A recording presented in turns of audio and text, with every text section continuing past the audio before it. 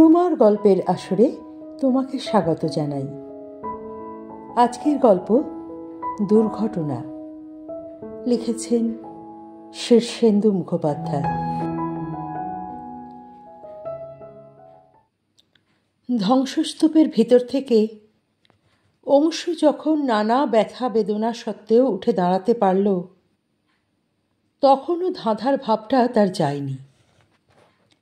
সাধারণত দুর্ঘটনায় পড়লে খুব জোরালো ধাক্কায় মনের ক্রিয়া কিছুক্ষণের জন্য বন্ধ হয়ে যায়। পূর্বাপর কিছু মনে পড়ে না, মন যুক্তিহীন আচরণ করতে থাকে। নিজের ছোট্ট প্রিয় ফিয়াট গাড়িটার ছয়ছত্রখান চেহারাটা অংশু খুব মন দিয়েই দেখল, যাকে বলা যায় টোটাল ডিসইন্টিগ্রেশন। চেসিস ছাড়া কিছু আস্ত নেই বা যথাস্থানেও নেই। একটা দরজা উপর হয়ে পড়ে আছে ঢালু জমির ঘাসের উপর। দরজার এক প্রান্ত দিয়ে একজোড়া ভারী সুন্দর পা ও গোলাপি সালোয়ারের প্রান্ত দেখা যাচ্ছে। আঙুলের উপর চুটকি, নখে পালিশ। নিচু হতে খুব কষ্ট হচ্ছিল অংশুর। কোমরটার জখম বোধ হয় বেশ গভীর। তার বয়স 42। এ বয়সে এ ব্যথা সহজে সারবার নয়। তবু নিচু হয়ে অংশু দরজাটা তুলবার চেষ্টা করল। প্রথমবারে পারল না, দ্বিতীয় চেষ্টায় পারল। অংশুর ভিতরে কোনো শব্দ এমনিতেই ছিল না। দরজার তলার দৃশ্যটা দেখে তার ভিতরটা যেন আরও নিস্তব্ধ ও চিন্তাশূন্য হয়ে গেল। রানু বেশি যন্ত্রণা পায়নি ঠিকই, মাথাটা তুবড়ে গেছে পিছন থেকে। মৃত্যু ঘটেছে তৎক্ষণাৎ। অংশু দরজাটা ছেড়ে দিলে সেটা ফের রানুর ওপর ধর্ষণকারীর মতো চেপে বসে যায়। অংশু হাইওয়ের দিকে মুখ তুলে তাকায়। হাইওয়ের এই অংশটা খুবই নির্জন। টানা লম্বা রাস্তার দুদিকটাই ফাঁকা। তবু দুর্ঘটনার গন্ধে লোক জুটবেই। এখনো জমেনি। একটু পরপর দুটো লরি ঝড়ের বেগে চলে গেল। তার গাড়িটাকে ধাক্কা মেরেছে একটা লরি। তার দোষ, সে লরিটাকে ওভারটেক করার চেষ্টা করেছিল। কয়েকবার চেষ্টা করেও প্রথম দিকে পারেনি। লরিটা সাইড দিচ্ছিল না।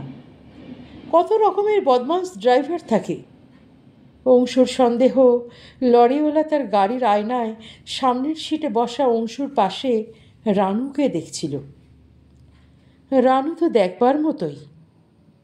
মেয়ে ছেলে দেখলে কিছু কিছু পুরুষ অদ্ভুত আচরণ শুরু করে দেয়। লরি ড্রাইভার সম্ভবত সেই রকমই একজন। বহুক্ষণ ধরে লরিটা অংশুর পথ আটকে রেখে যাচ্ছিল। কখনো খুব স্পিড দিচ্ছিল, কখনো ঢিলাঢালাভাবে এগোচ্ছিল। ঠিক এই জায়গাটাতেই অংশু একটু ফাঁক পেতে অত্যন্ত তীব্র গতিতে লরিটাকে পাশ কাটাচ্ছিল। না কাটালেও ক্ষতি ছিল না। তবে রানু বারবার বলছিল, উফ, এই সামনে লরিটার ডিজেলের ধোঁয়া আমার একদম সহ্য হচ্ছে না, ওটাকে কাটাও তো। তাই কাটাচ্ছিল অংশু। তবে এই সময় সে একটা মারাত্মক ভুল করে। ড্রাইভারের কেবিনটা সমান্তরালে চলে আসতেই অংশু বাঁদিকে চেয়ে একটু নিচু হয়ে ড্রাইভারের উদ্দেশ্যে চেঁচিয়ে গাল দিয়েছিল, এই শুয়ার কা বাচ্চা, মজা কি হো রাহা হ্যায়? ড্রাইভারটা কোন দেশে তা বলা শক্ত। লরিওয়ালাদের কোনো দেশ থাকে কি, বিশেষ করে দূরপাল্লার লরিওয়ালা? অংশু দীর্ঘকাল হাইওয়েতে গাড়ি চালানোর অভিজ্ঞতা থেকে জানে, এইসব লরিওয়ালা যে দেশেরই হোক, চণ্ডীগড় থেকে ডিব্রুগড় বা দিল্লি থেকে ব্যাঙ্গালোর ট্রিপ মেরে মেরে এদের গা থেকে প্রাদেশিকতা মুছে গেছে। এদের দেশ, ঘর সব এখন এক লরির প্রশস্ত কেবিন। ফিয়াটের ঘাতক লরিওয়ালাটার মুখটায় খোঁচা খোঁচা দাড়ি ছিল। মুখখানা ছিল প্রকাণ্ড। মাথায় বড় বড় রুক্ষ চুল, রোমশ হাত। একবার জানালা দিয়ে তাকালো ছোট্ট ফিয়াটের দিকে। তারপর আচমকা লরিটা ডান দিকে ঘেঁষতে শুরু করলো, অত্যন্ত বিপজ্জনকভাবে। অংশু তখনও পুরোপুরি কাটাতে পারেনি, পিছনেরও উপায় নেই। কি হচ্ছে বুঝবার আগেই রানুর দিকটায় লরিটা প্রথম ধাক্কা মারি। সেটা এমন কিছু গুরুতর ছিল না, অংশু সামাল দিতে পারত। রানু একটা তীব্র চিৎকার করে উঠেছিল বটে, কিন্তু তাও পারত অংশু। কিন্তু লরিটা রসিকতা করছিল না। টাটার সেই অতিকায় হেভি ডিউটি ট্রাক অংশুর দেওয়া গালাগালটা ফেরত দিল দ্বিতীয় ধাক্কায়। সেটা ঠিক ধাক্কাও নয়, রোড রোলার যেমন থানিট ভেঙে চেপে বসিয়ে দেয় রাস্তায়, অবিকল সেইভাবে পিষে দিল প্রায়। অংশু নিজের ট্রাউজারের ভেজা ভাবটা টের পেল এতক্ষণে। না, রক্ত নয়। গাড়িটা যখন তাকে আর রানুকে গর্ভে নিয়ে চক্কর খেয়েছিল, তখন অংশুর পেচ্ছাপ হয়ে যায়। অনেকগুলো ঘটনার মধ্যে একটা। অংশুর গা ঘিন ঘিন করল। বলতে কি, এই গা ঘিন ঘিন করাটাই দুর্ঘটনার পর অংশুর প্রথম প্রতিক্রিয়া।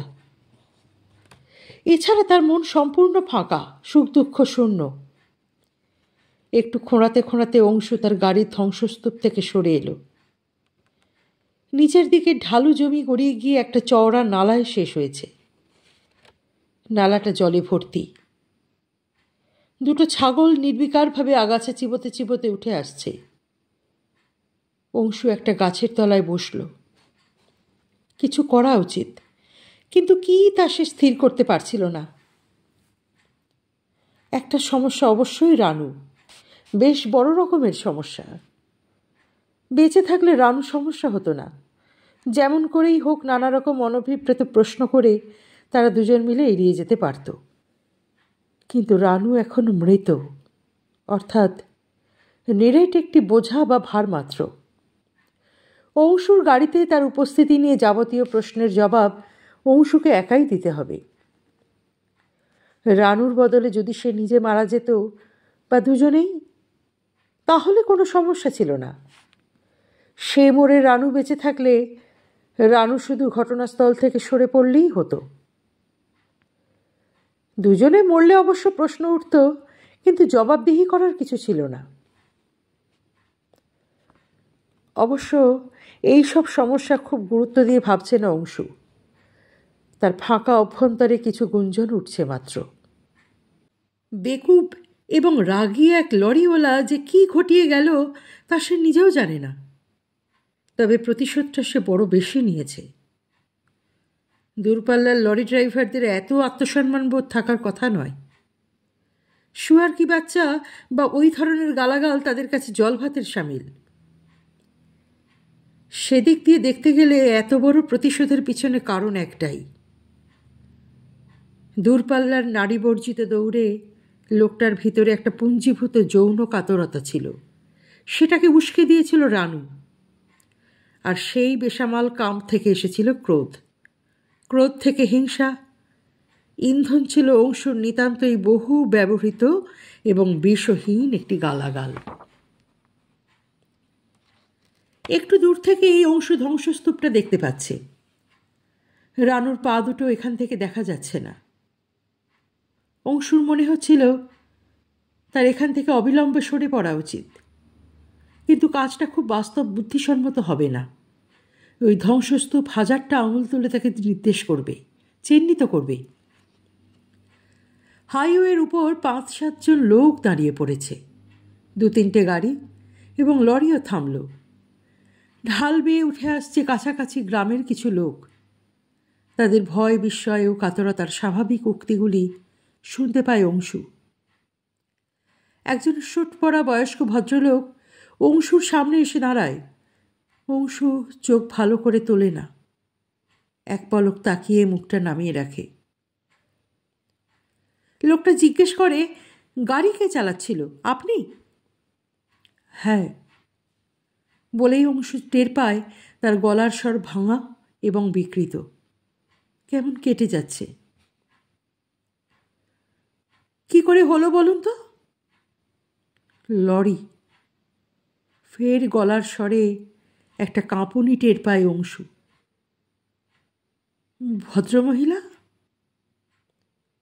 বলে ভদ্রলোক কথাটাকে ভাসমান রাখেন। অংশু গলা খাঁকারি দেয়।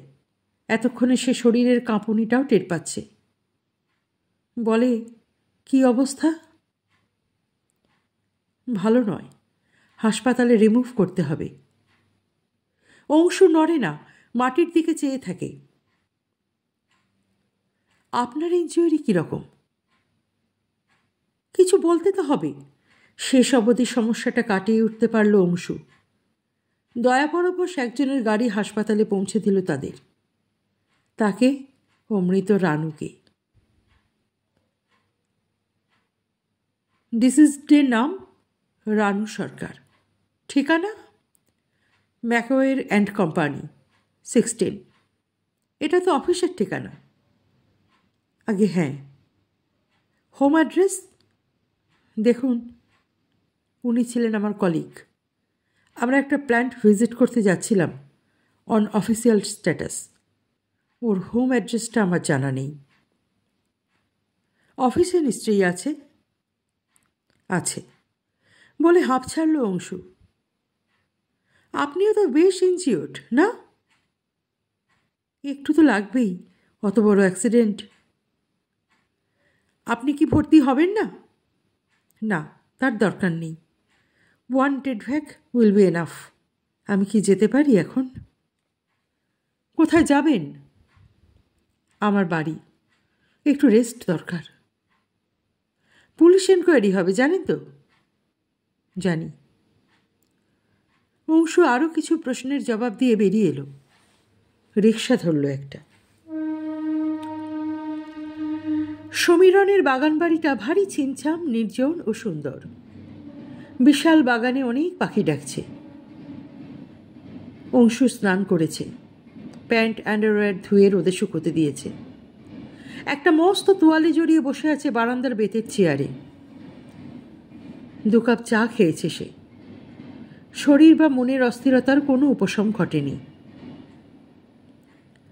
সমীরণের বাগান বাড়িটা মোটামুটিভাবে ফুর্তিরই জায়গা। সমীরণ নিজে তার মেয়ে মানুষদের নিয়ে এখানে আসে মাঝে মাঝে, সুতরাং এখানে একটি বার আছে। অংশু মদ খায় না। সে আর রানু এসে বড়জোর চা বা কফি খেয়েছে, মুরগির ঝোল দিয়ে ভাত সেটেছে, তারপর একটা শোয়ার ঘরে ঢুকে দরজা বন্ধ করেছে। সেই আসঙ্গই ছিল মদ। আজ 2 কাপ চায়ের পরও তার অন্য কিছু প্রয়োজন বলে মনে হলো। অংশু ডাকল, বিশু।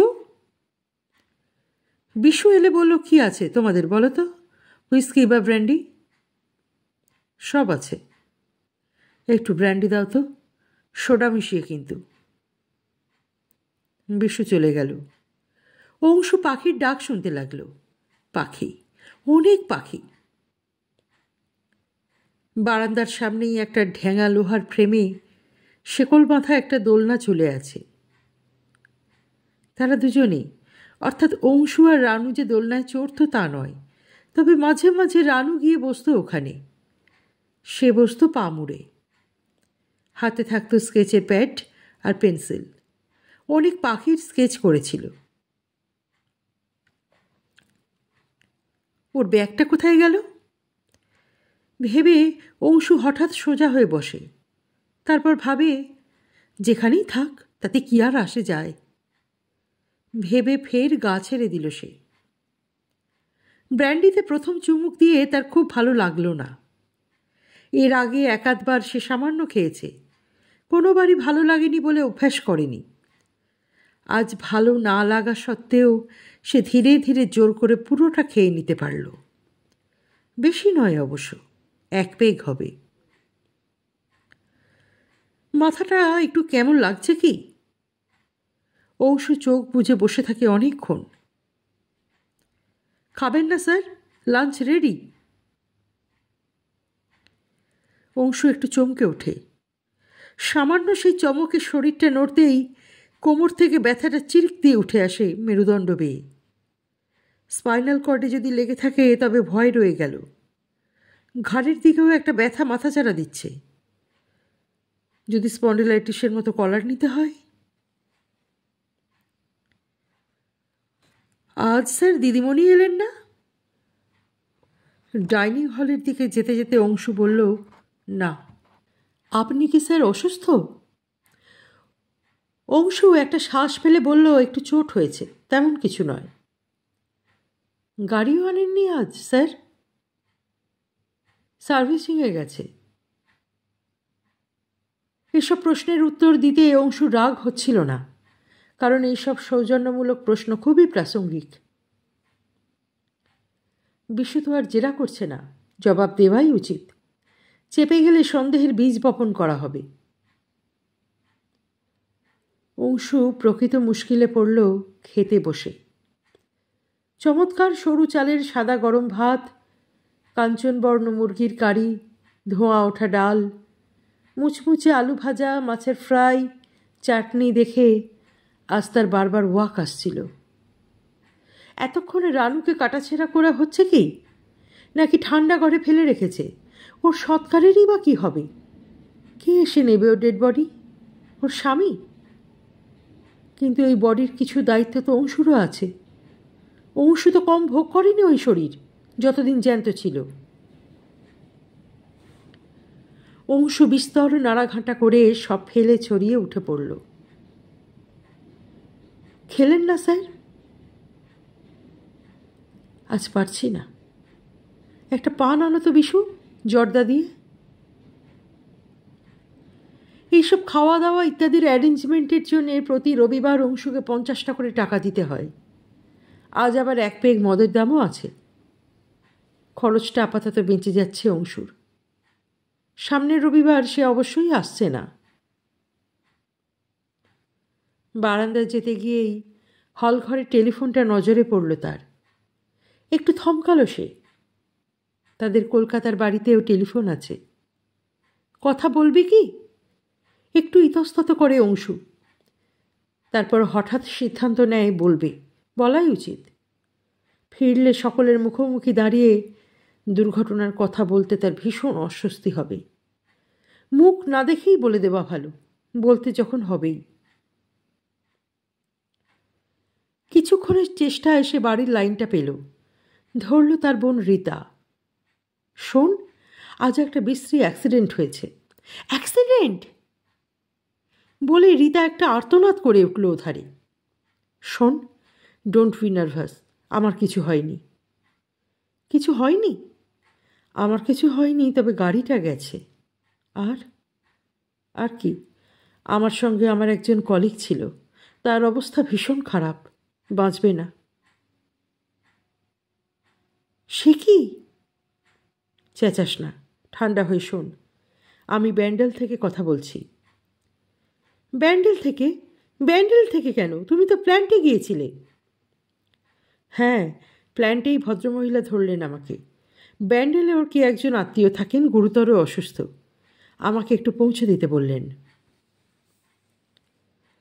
ভদ্রমহিলা কে গো?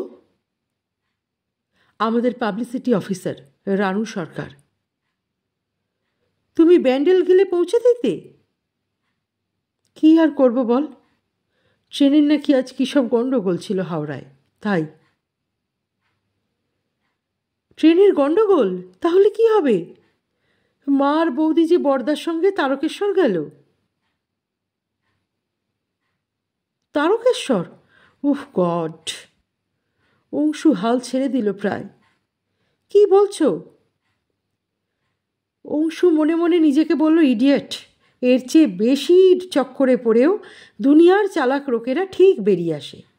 তুমি কি গারল? চালাও, চালিয়ে যাও। অংশু একটু ধীর স্বরে বলল, ট্রেনের গণ্ডগোল ছিল কি না তা তো আমার জানার কথা নয়। ভদ্রমহিলা বলছিলেন তাই ধরে নিয়েছি আছে। ব্যান্ডেলে কোথায় আছো তুমি এখন? কোথা থেকে কথা বলছো? অংশু এত মিথ্যে কথা একসঙ্গে জীবনে কখনো বলেনি। একটু ঢোক গিলে বলল, হাসপাতালের কাছ থেকে। ভদ্রমহিলার কীরকম লেগেছে? মাথাটা থেঁতলে গেছে। উফ মা গো! একটু চুপ করে থেকে রীতা বলল, কি হয়েছিল মেজদা? লরি, একটা লরি এসে মেরেছিল বাঁদিকে। বাঁচার কোনো চান্স নেই? না। গাড়িটা গেছে, একদমই গেছে। তুমি তাহলে কি করে ফিরবে? দেখছি, ফেরার জন্য চিন্তা নেই, পারবো। শোনো মেজদা, ছোটদা একটু আড্ডা মারতে বেরিয়েছে সকালে। ও ফিরলে তোমাকে গিয়ে তুলে আনবে। ওর গাড়ি নিয়েই বেরিয়েছে, নইলে আমিই চলে যেতাম। না না না, তার দরকার নেই। বাবাকে বলবো তো? বলিস, তবে আগে বলিস যে আমার কিছু হয়নি। সত্যি হয়নি তো? আরে হলে কি আর ফোন করতে পারতাম? তুমি কখন ফিরবে? রানুর একটা ভালো মন্দ খবর পেলেই। ছাড়ছি, ভাবিস না। তুমি কিন্তু তাড়াতাড়ি এসো। অংশু ফোন রেখে দিল। শোয়ার ঘরে এসে এসে দরজা বন্ধ করে বিছানায় গড়িয়ে পড়ে। শরীরের ভার আর বহন করা যাচ্ছে না। বিছানাটা ভারী নরম, ফোম রবারের, ভারী নরম। এই বিছানাতেই সে আর রানু। কিন্তু রানুর স্মৃতি তাকে একটুও তাড়া করছে না। তবে এতক্ষণে দুর্ঘটনার পুরো ভয়াবহতা সে একা ঘরে স্মরণ করতে পারল। ওই রকমভাবে চুরমার হয়ে যাওয়া একটা গাড়ির ভিতরে থেকেও কি করে সে বেঁচে গেল সেটা এখনও ভেবে পাচ্ছে না সে। বাঁচলেও এমন আস্ত অবস্থায় তো কিছুতেই নয়। তবু আশ্চর্য, কিছু ব্যথা বেদনা নিয়েই সে বেঁচেই আছে। ভাবতেই শিউরে উঠল সে। তার শরীর থেকে রক্তপাত নিয়েও খুব একটা সন্দেহ নেই, হয়েছে, তবে সামান্য। মাত্র 4 জায়গায় ছড়ে বা চিরে গেছে। জামা কাপড় অবশ্য ছিঁড়েছে, কিন্তু তা ব্যবহারের অযোগ্য নয়। এত বড় একটা অ্যাক্সিডেন্ট, যাতে রানু তৎক্ষণাৎ মারা গেল, ফিয়ারটা হয়ে গেল খণ্ড খণ্ড, তাতে পড়েও সে এমন ফুলবাবুটির মতো অক্ষত অনাহত থেকে গেল কেন?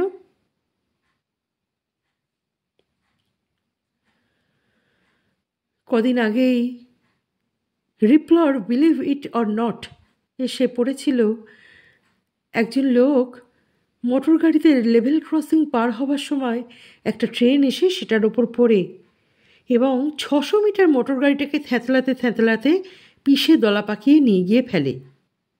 কিন্তু আশ্চর্য যে মোটর চালক সামান্য কিছু কাটাছেঁড়া নিয়ে তা সত্ত্বেও দিব্যি বেঁচে গিয়েছিল। হাসপাতালে পর্যন্ত ভর্তি হতে হয়নি। অংশুর ব্যাপারটাও তাই নয় কি? এ বাড়িতে যে এত পাখি ডাকে তা আগে কখনো লক্ষ্য করেনি অংশু। আজ সঙ্গে রানু নেই বলেই বোধহয় করল। পাখিদের গণ্ডগোলেই বোধহয় তার ঘুম এলো না। শরৎকালের দিব্যি মনোরম আবহাওয়াটি ছিল আজ। ভারহীন কিছু মেঘ পায়চারি করে ফিরছে আকাশে। এবার বাদলাটা গেছে খুব, তাই চারদিকে ধোয়া মোছা চমৎকার। কিন্তু এমন মনোরম আবহাওয়া পেয়েও তার ঘুম এলো না এক ফোঁটা। অবশ্য তাতে আশ্চর্য হওয়ার কিছু নেই। পেটে ভাত পড়েনি, রানু মারা গেছে, ঘুম আসার কথাও তো নয়। তবু চুপচাপ চোখ বুজে অংশু পাখিদের গণ্ডগোল শুনতে লাগল। ঘুম তো নয়, একে বিশ্রামও বোধহয় ঠিক বলে না। মন প্রশান্ত না থাকলে বিশ্রাম ব্যাপারটাও একটা শক্ত ব্যায়াম মাত্র। এই বিশ্রামের ব্যায়ামটা তাকে করতে হচ্ছে একটাই মাত্র কারণে, তার প্যান্ট এখনো শুকোয়নি। না শুকোলে বেরোবে কি করে? নিজের ফিয়াট গাড়িটার কথা শুয়ে শুয়ে ভাবল অংশু। সেকেন্ড হ্যান্ড, কিন্তু চমৎকার অবস্থায় ছিল কেনার সময়। তার হাতে সেট হয়ে গিয়েছিল। ইনসিওর করা আছে, কিছু টাকা ক্ষতিপূরণ পেয়ে যাবে অংশু। তবে গাড়িটা তো আর ফিরবে না। পার্টসগুলো চুরি হয়ে যাবে অ্যাক্সিডেন্ট স্পট থেকেই, চাকা, ব্যাটারি। অংশু ফের উঠে হলঘরে আসে, খুবই কষ্টে। তারপর থানায় ফোন করে। আপনারা অ্যাক্সিডেন্ট স্পটে কোনো পাহারা রেখেছেন? না স্যার। একটু পাহারা রাখলে ভালো হতো না? পার্টস চুরি যাবে যে। আমাদের লোক বড্ড কম। তাহলে কিছু করার নেই স্যার, চুরি যাওয়ার হলে এতক্ষণে হয়ে গেছে। হোপলেস বলে অংশু ফোনটা রেখে দেয়।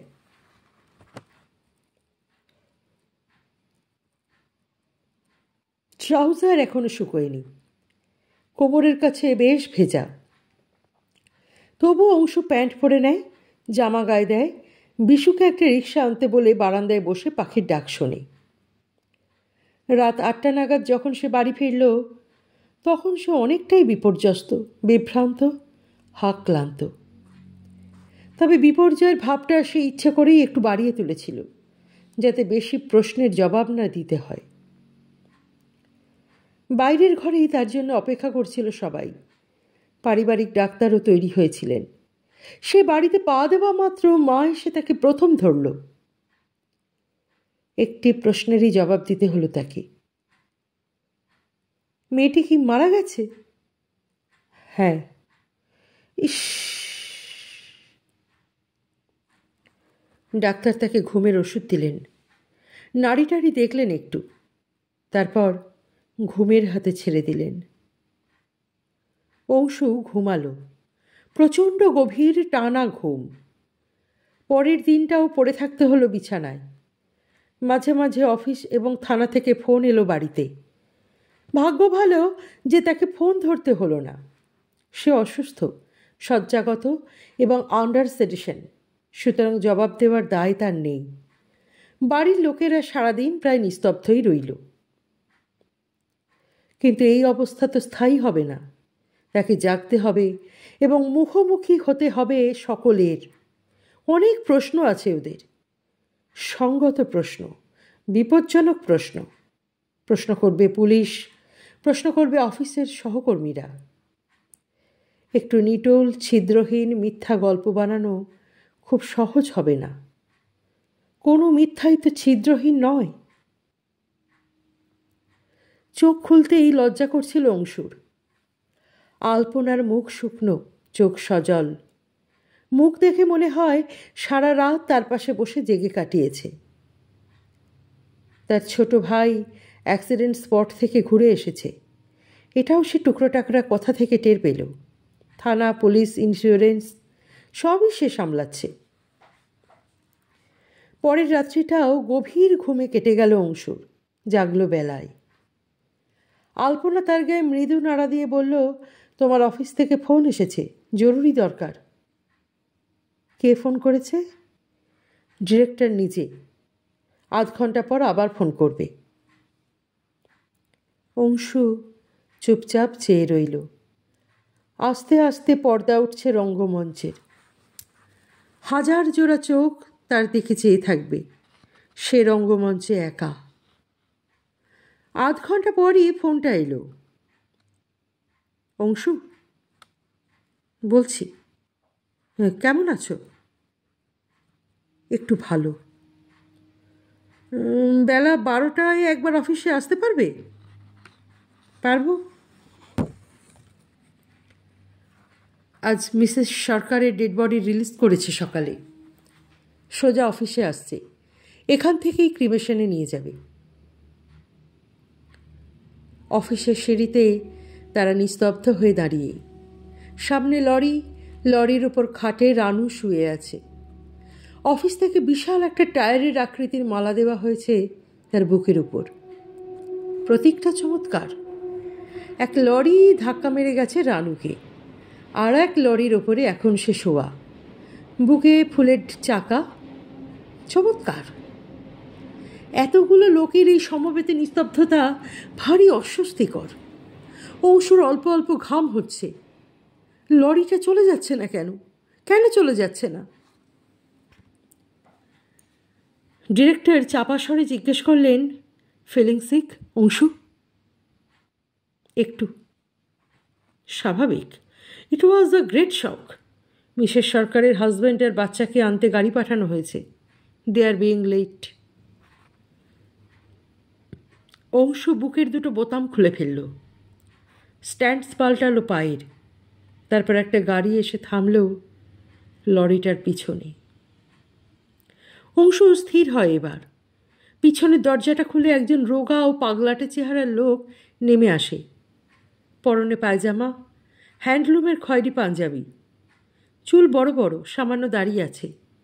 চুল দাড়ি কাঁচা পাকা, কিন্তু লোকটার বয়স খুব বেশি নয়, 35-39 হবে। অংশুর বাঁ পাশ থেকে কে যেন চাপা স্বরে বলে উঠল, রাস্কেল, ডাউনরাইট রাস্কেল। লোকটার পিছনে একটা বাচ্চা নেমে এলো, নীল প্যান্ট, সাদা জামা, বেশ রোগা, বছর 5-এর বেশি বয়স নয়। মুখটায় কেমন ভেবাচাকা ভাব, চোখে ভয়। নিস্তব্ধতাটা ভাঙল আচমকা। নিখুঁত একটা বিদ্যুৎ গতি ছুঁচের মতন ঘুরে বেড়াতে লাগলো। কানে হাত চাপা দিয়ে অংশু একটা কাতর শব্দ করল, উফ।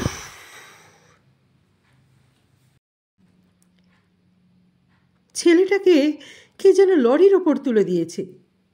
রোগা হাড্ডিসার হতভম্ব ছেলেটা আর কোনো শব্দ বা কথা খুঁজে পাচ্ছে না, শুধু তীক্ষ্ণ পাখির স্বরে ডাকছে, মা, মা, মা। অংশু ধীরে ধীরে বসে পড়তে থাকে। দুহাতে প্রাণপণে বন্ধ করে থাকতে চেষ্টা করে শ্রবণ, কিন্তু সব প্রতিরোধ ভেঙে সেই তীক্ষ্ণ পাখির ডাক তার ভেতরে সূচিমুখ হয়ে ঢুকে যায়, লণ্ডভণ্ড করে দিতে থাকে তার অভ্যন্তর। মা, মা, মা।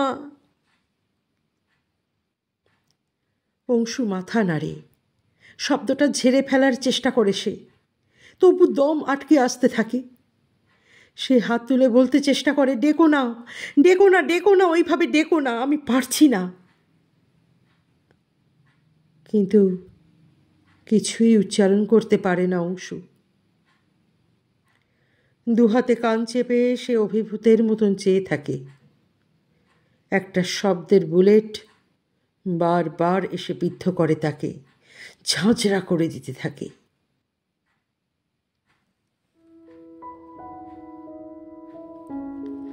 আজকের গল্পটি কেমন লাগলো? তোমার মূল্যবান মতামত অবশ্যই কমেন্ট বক্সে লিখে জানিও। গল্পটি ভালো লাগলে একটি লাইক করে দিও, শেয়ার করে দিও পরিচিত এবং প্রিয়জনদের মধ্যে। আর যারা এখনও চ্যানেলটি সাবস্ক্রাইব করনি, তারা কিন্তু চ্যানেলটি সাবস্ক্রাইব করতে ভুলো না। অপেক্ষা করো পরবর্তী গল্পের জন্যে। অনেক ধন্যবাদ।